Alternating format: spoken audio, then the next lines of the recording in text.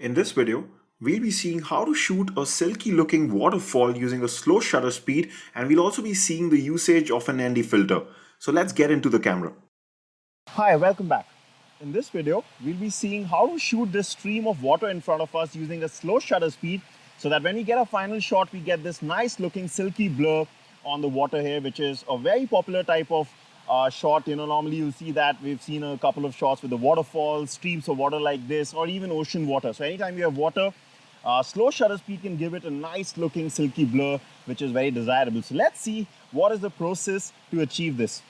Right, so we have the stream of water in front of us. So let's get our settings correct first of all. So we won't be, this is just like a landscape shot. So we won't be saving any light from ISO. So our ISO should be at the base, let's say, which is 100.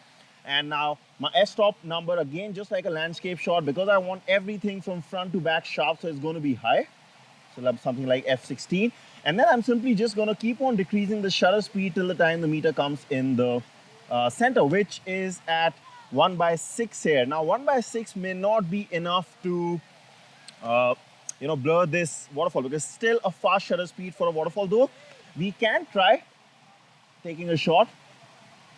So whenever you are at such slow shutter speeds, you can just put your camera on the remote so that you don't touch the camera, there are no vibrations, and then you just take the shot.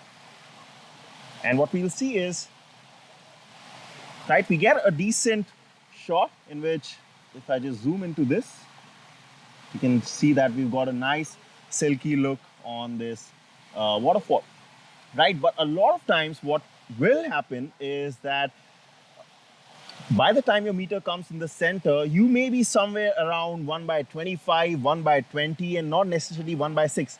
So let's say you really want to decrease your shutter speed more to increase the silky look that we're getting. But the problem is, if I try to decrease my shutter speed right now, the meter will start going towards the positive side.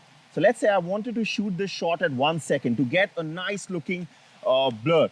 But I cannot do that because the meter is towards the positive side. So if I take a shot at 1 second right now, what's going to happen is, so let's take the shot. What's going to happen is I'm going to get a really overexposed image. So even though I achieved my requisite shutter speed that I wanted, but you can see that this shot does not make any sense. That's because it's overexposed. So in these cases, a very, very important accessory can help you, and that accessory is an ND filter or a neutral density filter. So this neutral density filter is just a filter that attaches right in front of your lens. So it's this circular filter that you can just mount on your lens, like you can see here. And what it does is it just cuts the amount of light coming inside the camera. So it's just a dark filter. It's like, imagine, like if your camera is wearing shades. So when you wear shades, the amount of light going into your eyes reduces. So ND filters are nothing like sunglasses for your lens. The moment you put the ND filter on, the meter goes towards the negative side. So let's say if my base, at the base I was at 1/6, right? And now the moment I put in my ND filter, what you're going to see is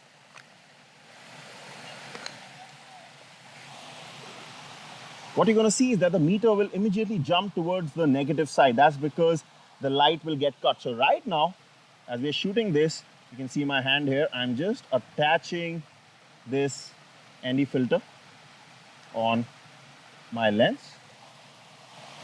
And once I attach it, what's going to happen is we're cutting down the light that is coming in the camera. So you can see the moment I put this ND filter on, the meter here has gone towards the negative side, and that allows me to easily decrease my shutter speed without overexposing this shot. So you can see here I can easily go down to 1 second now, which was our desirable shutter speed that we wanted, but we were not able to do that previously because too much light was coming inside the camera, right? So in these situations, ND filters is of great help. So the moment I put this ND filter on, we saw that the meter jumped towards the negative. That's because we cut down the light coming in the camera. That allowed us to go to 1 second without overexposing the shot. So now I can take this shot. And if you just wait for the shot, this is not going to be overexposed, and this will have the blur effect of 1 second. You can see.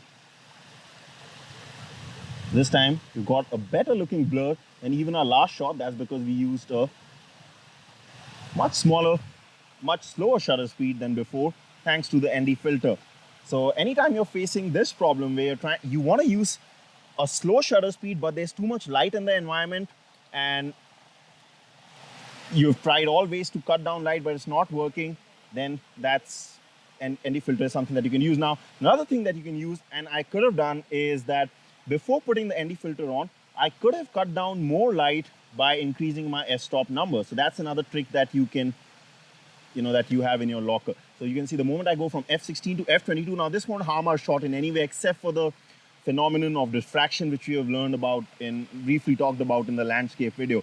But that's another thing I could have done. So the moment I go from f16 to f22, the aperture hole becomes smaller, and we're able to, the meter moves towards the negative side, so we're able to still reduce the shutter speed further.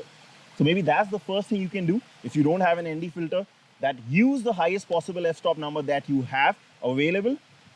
And even after that, if you're finding that your shutter speed is not enough, that's the time that you can put your ND filter on. But a lot of photographers like to, like I told you, because of the phenomenon of diffraction which comes at higher f-stop numbers, a lot of photographers don't like to use high f-stop numbers like f22, f29. So they still like to be at around f13, f16, f11. And what they do is, they don't take the second approach. They simply take the first approach to cut down light. They just simply put an ND filter on so that they don't have to increase the f-stop number too high and don't have to suffer the diffraction issues. And then they simply just decrease the shutter speed just like we did in the first step. So you have both these things, or you can use both of them together. So like if you wanted 2 seconds, then in this case, we've been able to go to 2 seconds by increasing the f-stop number as well as putting on the ND filter. And as a beginner, to be frank, you should not really worry about things like diffraction. These are things for perfectionists, so feel free to shoot at f22. But an ND filter is still recommended, because suppose there was a lot of light in this environment and you found that even after going to f22, you were not getting the desirable shutter speed, then you will still have to put the ND filter on, because your f-stop number won't be able to go too high also. So there's a limit to how high the f-stop number can go also. So that's how you blur any stream of water anywhere and give it a cool looking effect. So I hope you like this video. I'll see you in the next one. Bye for now.